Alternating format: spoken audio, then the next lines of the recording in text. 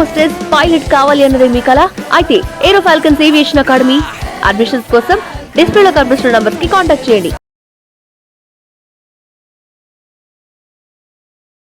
Hi hello నమస్తే, welcome to Bigg boss live moments with BLM media. నేను మీ anchor రచన. మరి 4th వీక్ ఎలిమినేట్ అయింది మనకు ఎవరు, మాస్క్ మ్యాన్ హరీష్ గారు. మరి మాస్క్ మ్యాన్ హరీష్ గారు గురించి మాట్లాడుకుందాం. మరి ఇంత త్వరగా రావడానికి నిజంగా బయట అందరు కూడా బాగానే జరిగింది అంటే కొందరు వస్తారే వీళ్ళు ఎందుకు వచ్చారు ఉంటే బాగుండు అనుకునే వాళ్ళు, కానీ మాస్క్ మ్యాన్ హరీష్ వచ్చిన తర్వాత నిజంగానే బాగానే వచ్చిండు. అసలు ఎందుకు అని అంటే ఆట ఇప్పటివరకు ఏం కనబడలేదు, ఎవరితోనైనా మాట్లాడిందా అంటే అది కనబడలేదు, ఎవరితోనే ఎమోషనల్గా అటాచ్ అయిందా అంటే అది కనబడలేదు, ఏమన్నా గేమ్ ఆడిందా అంటే లేదు, ఎవరితోనైనా ఎంటర్టైన్మెంట్ చేసిందా అంటే అది కూడా లేదు. ఓన్లీ గొడవ కోసం మాత్రమే వెళ్ళినట్టయితే ప్రతి ఒక్కరికి అనిపించింది. మరి మాస్క్ మ్యాన్ హరీష్ గారు అగ్ని పరీక్షలో టాస్క్ బాగానే ఆడిండు, బాగానే అంటే ఈయన ఉండాలి బిగ్ బాస్లో అనే విధంగా టాస్క్లు ఫిజికల్గా అయినా ఏదైనా కూడా ఆడిండు. మరి బిగ్ బాస్కి పోయిన తర్వాత ఏమైందో ఏమో, మరి ఆయన ఒక మాట అంటే పడడు, ఏమన్నా ఎవరన్నా ఆయన గురించి ఏమైనా మాట్లాడుకున్నా ఇది చేస్తాడు. అంటే ఆయన ఆల్రెడీ ముందే చెప్పిండు ఏంటంటే నాకు బిగ్ బాస్లో ఫస్ట్ వీక్లో నాగార్జున సార్ ఇట్లా మాట్లాడడం వల్ల కూడా ఆయన సీరియస్ అన్నం తినకపోవడం ఇలాంటివి కొన్ని చేసిండు.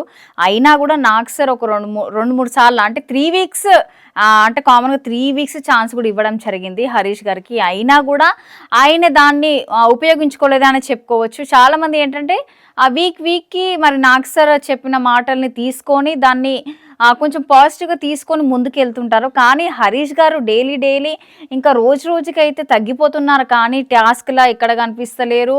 ఓన్లీ ఒక మూల కూర్చొని ఆయన ఏదో ఆలోచించుకుంటా అసలు ఎందుకు వచ్చిండో అర్థం కాదు, ఏం చేస్తుండో అర్థం కాదు.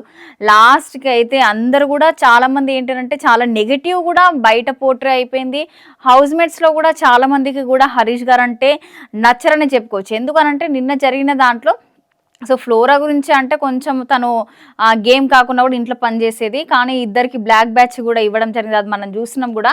మరి ఆ బ్లాక్ బ్యాచ్లో కూడా తను అసలు కనీసం ఒక నవ్వు కూడా అసలు ఇప్పటివరకు బిగ్ బాస్లో ప్రతి ఒక్కరు ఎంటర్టైన్మెంట్ చేసినా కూడా ఖచ్చితంగా నవ్వుతారు. అసలు ఆయన నవ్వడం కానీ డ్యాన్స్ చేయడం కానీ అసలు ఏమి లేదు. ఎందుకు పోయిండో అర్థం కాదు, ఎందుకు బయటకు వచ్చిండే నయం అనిపిస్తుంది.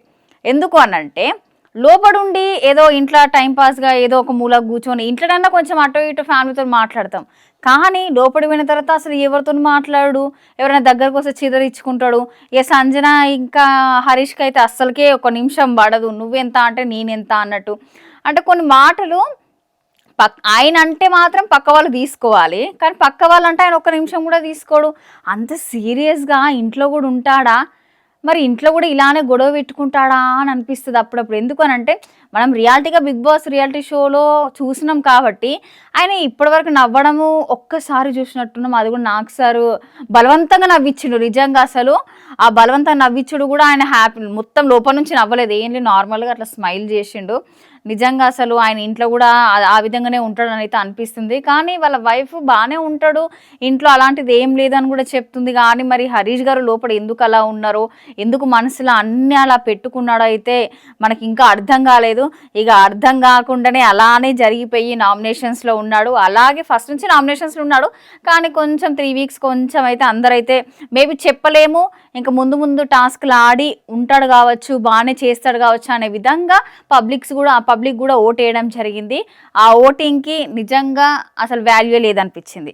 ఎందుకనంటే ఆ ఓటింగ్కి ఆయన సేవ్ అయినాక అరే నాకు ప్రజలు ఓటేస్తున్నారు, నన్ను ముందుకు తీసుకెళ్తున్నారు అనే విధంగా ఖచ్చితంగా ఒక గేమ్ అన్న ఆడాల్సిందే, ఎంటర్టైన్మెంట్ అన్న చేయాల్సిందే, ఒక పని కానీ ఏదో విధంగా కొంచెము చేస్తేనే అందరిట్లో. ఇప్పుడు ప్రతి ఒక్కరు ఇమాన్యుల్ గురించి మాట్లాడుకుంటే ఆయన ఎంత కామెడీ చేస్తాడు, పని చేస్తాడు, టాస్క్ ఆడతాడు, ప్రతి ఒక్కట్లో బెస్ట్ ఇస్తున్నాడు.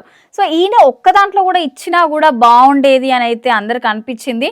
ఆయనకి నాకు సార్ కాకుండా బయట ఆడియన్స్ కూడా చాలామంది సపోర్ట్ చేసిండ్రు. ఆ సపోర్ట్ ఆయనే వీళ్ళతో ఏంది అని అనుకున్నాడో మరి ఎట్లా అనుకున్నాడో తెలియదు, కానీ లాస్ట్కి అయితే బయటకైతే వచ్చేసిండు. మరి బయటకు వచ్చిన తర్వాత ఆయన ఏం మాట్లాడతాడు, మరి బయట కూడా మరి మేము పోయి మాట్లాడతాం, మరి ఆయన అట్లనే సీరియస్గా మాట్లాడతాడా అని అయితే కన్ఫ్యూజన్లు ఉన్నది. మరి ఆయన బయటకు వచ్చిండు కాబట్టి మరి ఆయనతో మాట్లాడే ప్రయత్నం చేయాలి, మరి ఇంటర్వ్యూస్ కూడా ప్లాన్ చేసుకోవాలి కాబట్టి మరి ఆయన ఏ విధంగా ఉంటాడు, ఎందుకు బయటకు వచ్చిండు, మరి ఆయనని ఇంకా ఆయన లోపల ఏదో ఆడిండు అవి మాకు చూపియలేదా, లేకపోతే ఏ విధంగా జరిగింది అనేది కూడా మరి డైరెక్ట్గా ఆయనతో మాట్లాడితే కానీ మనకి ఇలాంటి విషయాలు అయితే క్లారిటీ రావని చెప్పుకోవచ్చు.